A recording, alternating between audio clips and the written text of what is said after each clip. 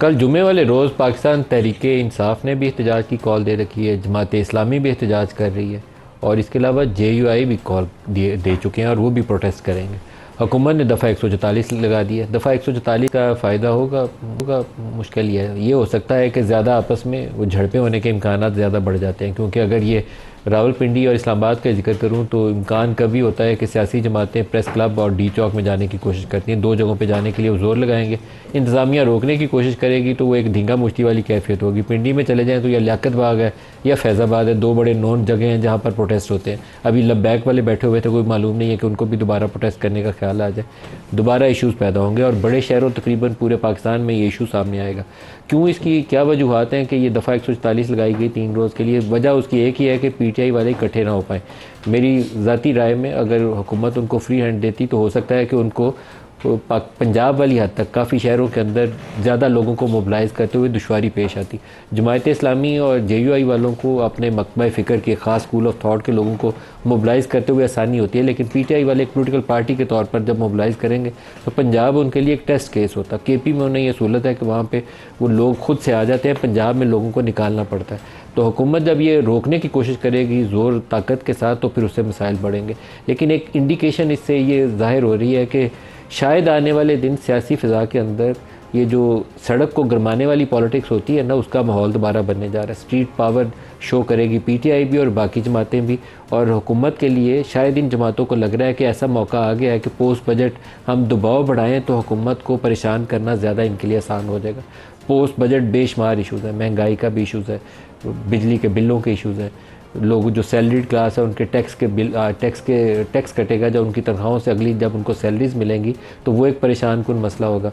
जो दूध के डब्बों के ऊपर हुकूमत ने टैक्स लगाया है, जब वो डब्बा लेने अब जाते हैं तो उसके ऊपर 76 रुपये फ़ी लीटर जब इजाफी देते हैं तो हर एक घर का जो बजट है वो तकरीबन उसका बैलेंस ऑफ हो चुका है। तो कैसे आगे मामला चलेंगे, ये अपोजिशन पार्टीज़ को शायद ये लगता है कि बेस्ट अपॉर्चुनिटी है कि इस मौके के ऊपर जितना ज़ोर लगाना है लगा दें।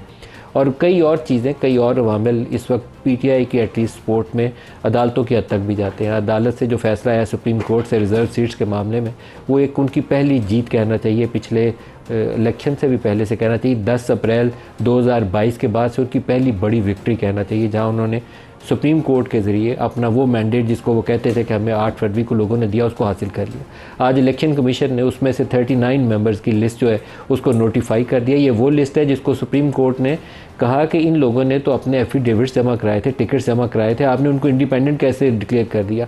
तो बोझ उन्होंने इलेक्शन कमीशन पर डाला कि आपने तो हमारे फैसले की गलत तशरीह की। तो इलेक्शन कमीशन ने आज उन 39 मेंबर्स के तो नोटिफाई कर दिए, साथ ही उन्होंने एक विंडो क्रिएट की है मामले को ड्रैग करने के लिए। वो सुप्रीम कोर्ट में चले गए कि बाकी 41 के मामले में तशरीह चाहिए।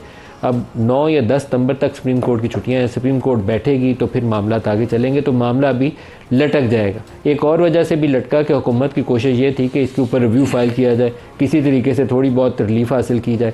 तो सुप्रीम कोर्ट के अंदर भी इशू सामने आया कि काजी फायजी साहब, जिसके मतलब हुकूमती वज़रा का दावा है, मैं नहीं कह रहा, हुकूमती वज़रा का दावा है कि काजी साहब जल्दी रिव्यू लगाना चाहते थे, लेकिन बाकी 2 जजेज़ ने कहा छुट्टियों के बाद रिव्यू लगाएंगे। तो हुकूमत इसके ऊपर बहुत परेशान है, बल्कि मुझे लगता है कि पैनिक कर रही है बेशुमार वजूहात की बिना पर, और वो उनको मालूम होगा कि वो वजूहात क्या हैं, लेकिन वो सियासी भी हो सकती हैं, लीगल इशूज़ भी हो सकते हैं, और ये जो इकनॉमिक चैलेंजेस आ रहे हैं वो भी हो सकते हैं। आज एक उमर अयूब साहब ने बयान जारी किया है और उस बयान से भी कुछ एक नई पॉलिटिक्स का जो ट्रेंड है वो ज़ाहिर हो रहा है। पिछले कुछ अरसे में PTI के जितने बयानात थे वो आर्मी चीफ को टारगेट करते थे। बुशरा बीबी के हवाले से भी, उनकी सेहत के हवाले से भी खबरें आई तो इमरान खान ने कहा कि आसिम मुनीर मैं तुम्हारा पीछा करूंगा, ये अल्फाज उनके रिपोर्ट किए गए अगर बुशरा बीबी को कुछ हुआ। लेकिन आज उमर अयूब ने बिल्कुल एक मुख्तलिफ बयान जारी किया, सुनिए, उन्होंने फिर आगे गुफ्तगू बढ़ाते हैं। शहबाज शरीफ और ये PDM की हुकूमत जो है ये बदकिस्मती के साथ पाक फौज और तहरीक इंसाफ को आमने सामने कर रही है। शहबाज शरीफ और ये लोग अपने नापाक अजाइम निकालना चाहते हैं, ये इंशाअल्लाह ताला हम कभी नहीं होने देंगे, और ना ही सिपह सालार या जनरल आसिम मुनीर ये होने देंगे। अब ये मालूम नहीं है कि उमर अयूब के ये ज़ाती जज्बात हैं, क्योंकि उनका एक ऐसी फैमिली से ताल्लुक़ है कि जिनके जज्बात फ़ौज के हवाले से हमेशा मुस्बत ही होने चाहिए, या ये उनकी पार्टी पॉलिसी है। तो प्रोग्राम में इसके ऊपर भी बात करेंगे। हमारे साथ जो आज शुरा हैं डॉक्टर निसार जट साहब हैं, पाकिस्तान तहरीक इंसाफ से MNA भी हैं, और आज ये नोटिफाई भी हो गए, इसलिए मैं PTI के MNA के तौर पर इनका तारुफ करवा रहा हूँ, और उनके सीनियर रहनुमा भी हैं। डॉक्टर तारिक फजल चौधरी साहब हैं पाकिस्तान मुस्लिम लीग नवाज़ से, और सेनेटर पलूशा खान है पाकिस्तान पीपल्स पार्टी से। सबको खुश आमदीद कहता हूँ। डॉक्टर साहब, ये जो क्लिप चला उमर अयूब का, ये नई कोई पार्टी लाइन है कि आर्मी चीफ के लिए गुंजाइश लगता है कि आपके दिलों में पैदा हुई है, या कोई आपस में मोहब्बत के लिए कोई रास्ते तलाश कर रहे हैं आप? जी बहुत बहुत शुक्रिया आपका। मलिक साहब, मैं आपको बात बताऊँ,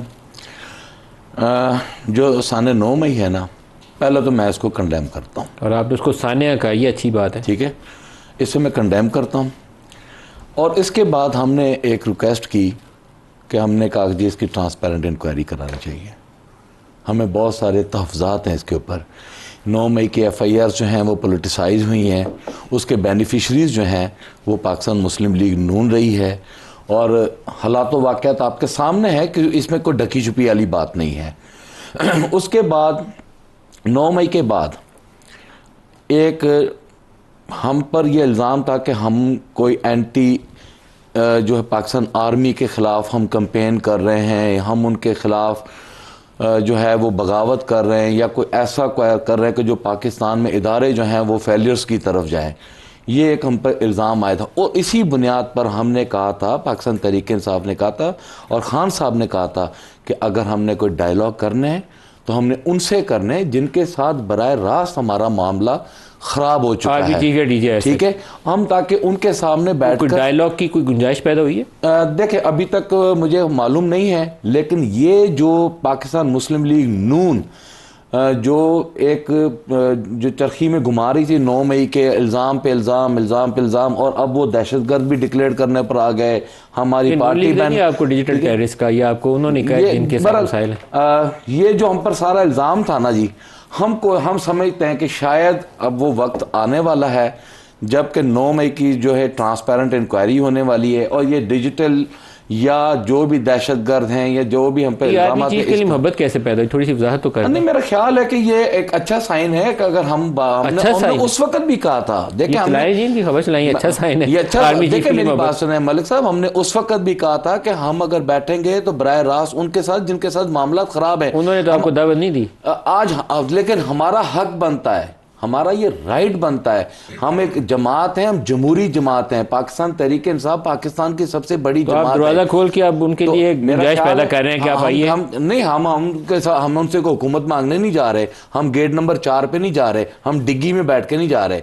हम साने 9 मई के वाक़े को सामने रखकर एक ट्रांसपेरेंसी और उनको ये बात बताना चाह रहे हैं कि आपको गलत फहमी है, और ये जो बीच में मिडल मैन जो किरदार अदा कर रहे हैं इन पे ज़्यादा जोर ना दें। असल में डॉक्टर साहब की पार्टी ने किया, इल्ज़ाम आप पे लग गया, ये आप कह रहे हैं? नहीं, हम ये नहीं कह रहे हैं। हम ये कह रहे हैं कि ये जिसने भी किया उसकी इंक्वायरी कर लें। फायदा इन लोगों ने उठाया, नहीं उठाया। 9 मई की आ जाएं, डॉक्टर साहब बैठे हैं, मेरे भाई हैं, मेरे लिए बड़े मोहतरम हैं, ये बैठ जाएं, मैं इनको साबित कर देता हूं कि 9 मई की FIRs को इलेक्शंस में कैसे पॉलिटिसाइज किया गया,